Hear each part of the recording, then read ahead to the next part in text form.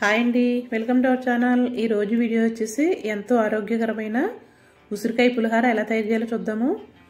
ఈ కాలంలో మనకు ఉసిరికాయలు బాగా దొరుకుతాయి కాబట్టి ఏదో రకంగా మనం ఆహారంలో చేర్చుకున్నట్లయితే సి విటమిన్ ఎక్కువగా ఉంటుంది.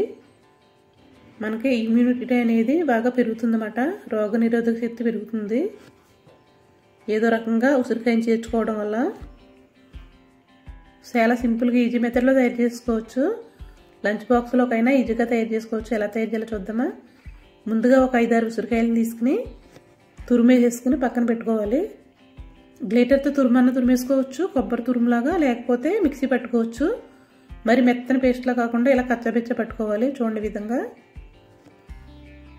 మనకి తిరుగుడులాగే ఉంటుందన్నమాట. సేమ్ కొబ్బరి తురుములా ఉండాలి, మరి మెత్తని పేస్ట్లా కాకుండా. అది పక్కన పెట్టేసుకుని ఇప్పుడు పాన్ పెట్టుకుని స్టవ్ మీద 1 టీ స్పూన్ వరకు నువ్వులు వేసుకోవాలి. అలాగే 1 టేబుల్ స్పూన్ వరకు ధనియాలు వేసుకోవాలి. అలాగే 1/2 స్పూన్ వరకు మిరియాలు వేసుకుని డ్రై రోస్ట్ చేసుకోవాలి. 1 టేబుల్ స్పూన్ వరకు వేసుకోవచ్చు నువ్వులు. ఈ విధంగా డ్రై రోస్ట్ చేసుకుని పక్కన పెట్టుకుందాం. పక్కన పెట్టేసుకుని మిక్సీ పట్టుకోవాలి కొంచెం చల్లారిన తర్వాత. ఇప్పుడు అదే ప్యాన్లో కొద్దిగా ఆయిల్ వేసుకుని తాలింపు దినుసులు వేసుకోవాలి. 1 టీ స్పూన్ వరకు శనగపప్పు, అలాగే 1 టేబుల్ స్పూన్ వరకు పల్లీలు. కొంచెం పల్లీలు ఎక్కువ వేసుకున్నా బాగుంటుంది. అలాగే 1 అర స్పూన్ వరకు ఆవాలు వేసుకోవాలి. అలాగే 4 ఎండుమిర్చి, కొద్దిగా జీలకర్ర, కొంచెం కరివేపాకు వేసుకుని బాగా వేయించుకోవాలి. తాలింపు అనేది బాగా వేగిపోవాలి. ఈ తాలింపు వేగిపోయిన తర్వాత కొంచెం పసుపు వేసుకోవాలి. ఇంగు కూడా వేసుకోవాలి కొద్దిగా. ఇంగు వేయటం వల్ల మనకి టెంపుల్ స్టైల్లో ఉంటుంది. ఇప్పుడు ఉసిరికాయ తురుమును వేసేసుకుందాం. తురుమును వేసేసి 1 నిమిషం వేయించుకోవాలి.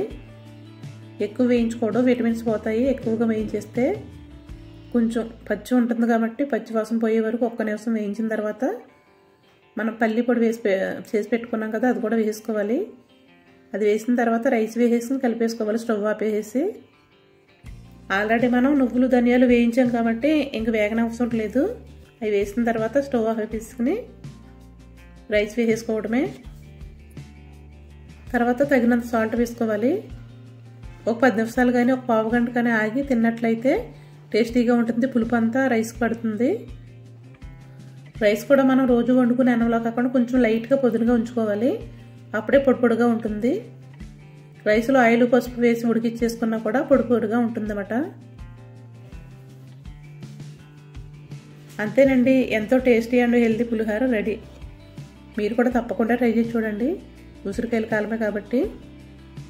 మరిన్ని వీడియోస్ కోసం మన ఛానల్ని సపోర్ట్ చేయండి. Please subscribe. Thank you for watching.